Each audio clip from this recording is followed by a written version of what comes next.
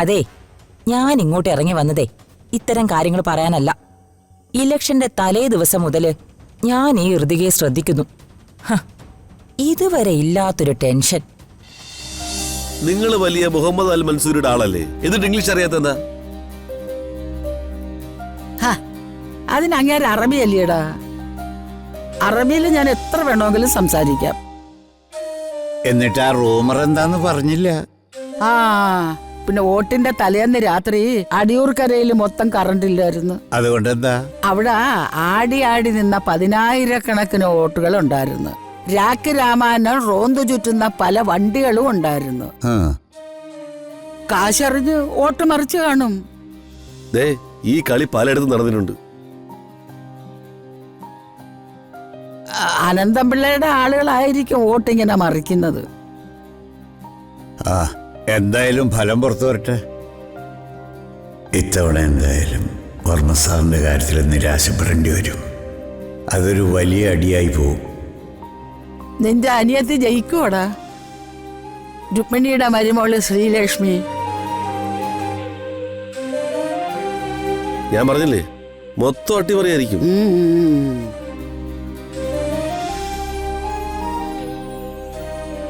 അമ്മ എന്തിനാ കരയുന്നത്? അവളും നിന്നെ പോലെ തന്നെയാ. ശ്രീലക്ഷ്മി മോളല്ലേടി? അവളുടെ പേര് പറഞ്ഞപ്പോ കരയുന്നതാ. അവൾക്കിപ്പോ രുക്മിണിയല്ലേ അമ്മ? അവൾക്കുണ്ടായ കുഞ്ഞിനെ ഗർഭത്തിൽ വെച്ച് കൊന്നു കളഞ്ഞത് അമ്മയാണെന്നല്ലേ അവളെ വിശ്വസിക്കുന്നത്? എന്ത് മഹാഭാവമൊക്കെ എന്റെ തലയിൽ കെട്ടിവെച്ചിരിക്കുന്നത്. എത്രയൊക്കെ എന്നെ വെറുത്താലും എന്റെ പൊന്നു കുഞ്ഞല്ലേ ശ്രീ. അവൾക്കുണ്ടായ ഒരു പൊന്നാമുനെ ഞാനില്ലാണ്ടാക്കൂ. രാധമ്മ അത് ചെയ്യില്ലെന്ന് ലോകപാരയായ എനിക്ക് പോലും അറിയാം. ശരീരത്തിലും മനസ്സിലും പാഷാണം നിറച്ച് നടക്കുന്ന രുക്മിണി ഇത്തരം വൃത്തികേടുകളൊക്കെ ചെയ്യാൻ മടിക്കൂല എന്ന് എല്ലാവർക്കും അറിയാം. പക്ഷേ മകള് പ്രതിക്കൂട്ടി നിർത്തിയിരിക്കുന്നത് സ്വന്തം അമ്മയല്ലേ? ആ കോക്കാച്ചി തവളയെ സത്യം പറഞ്ഞ് മനസ്സിലാക്കണം. അവൾ ഇത്രയ്ക്ക് മണ്ടിയാണോ ഇതൊക്കെ മനസ്സിലാക്കാതിരിക്കാൻ?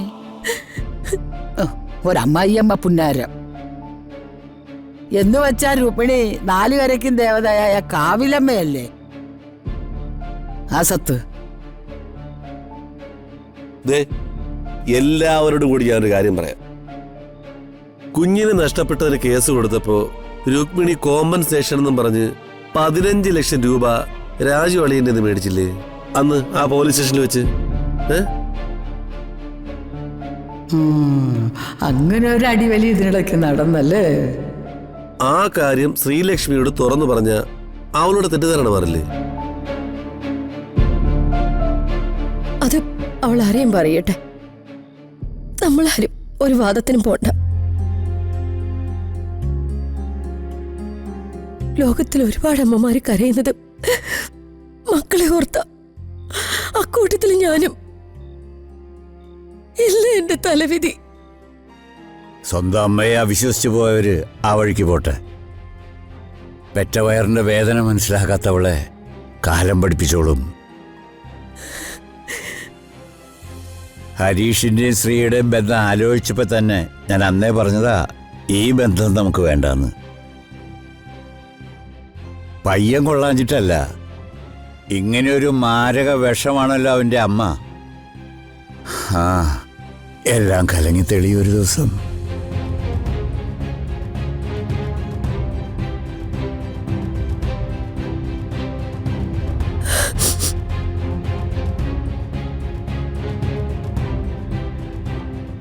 മകനെ മരുമോളെ അറിയിക്കാതെ രുക്മിണി ഒറ്റയ്ക്ക് വിഴുങ്ങി 15 ലക്ഷം. ഇതങ്ങനെ വിട്ടാ പറ്റില്ലല്ലോ. എനിക്കും വേണം അതിൻ്റെ ഒരു ഓഹരി.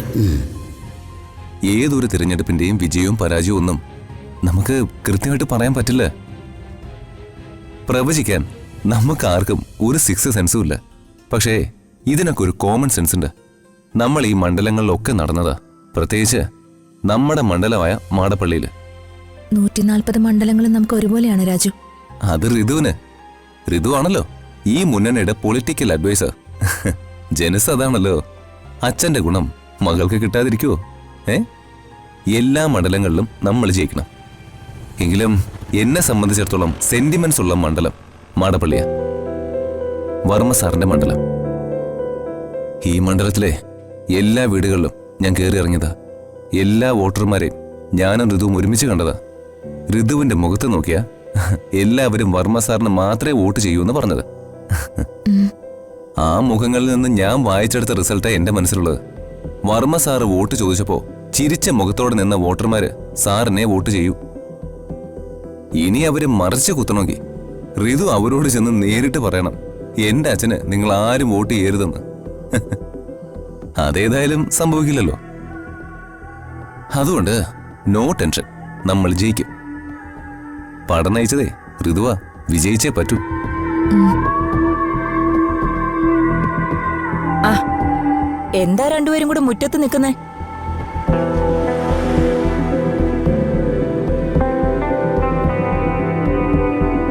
എന്താ മുറ്റത്ത് നിന്നാ തലയിൽ ബോംബ് വീഴോ? ഇനി അതല്ല, മുറ്റത്ത് നിൽക്കാൻ പാടില്ലെന്ന് വല്ല നിയമമുണ്ടോ? എന്താ കുട്ടികൾക്ക് മുറ്റത്ത് നിൽക്കുന്നതിന് നിങ്ങൾ വരെ വിലക്കും കൽപ്പിച്ചിട്ടുണ്ടോ? ഹ, വന്നല്ലോ ഒരു വളർത്തമ്മ. അതെ, ഞാൻ വളർത്തമ്മ തന്നെയാ. എന്താ സംശയം? എന്റെ പൊന്ന സഹോദരങ്ങളെ, ഈ ഇലക്ഷൻ കഴിഞ്ഞ് നമ്മളൊക്കെ പിരിമുറുകി നിൽക്കുക. ഒരു വഴക്ക് വേണ്ട, ഒരു വഴക്കിന് ഞാനില്ല.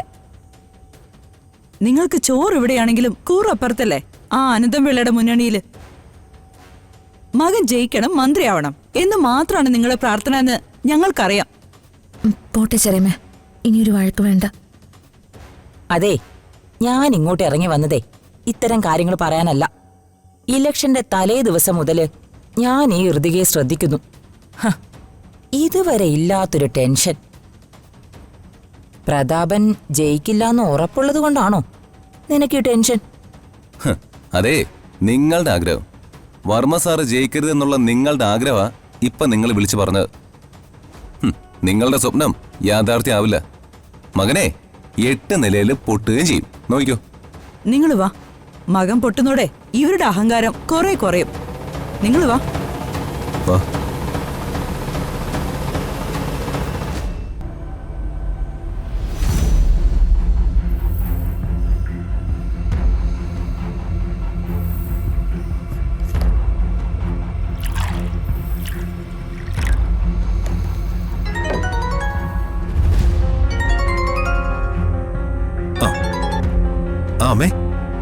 എടാ ഋതികയെ ഡെഡ് സൈലന്റ്. അവള് തീർന്നു. അതെന്താ, അവള് ചത്തുപോയോ? അല്ലടാ, ഇലക്ഷന്റെ പട നയിക്കുകയായിരുന്ന നായികയുടെ അച്ഛൻ തോൽക്കില്ലേ? ശത്രുവായ നീ ജയിക്കുകയും ചെയ്യില്ലേ? ജയിച്ച് ഞാനൊരു മന്ത്രി ആയിക്കോട്ടെ, അവളെ ഞാൻ എന്താക്കി മാറ്റുമെന്ന് അമ്മ നേരിട്ട് കണ്ടോ? ശരിയടാ, എന്നാ ഗുഡ് നൈറ്റ്. Good night.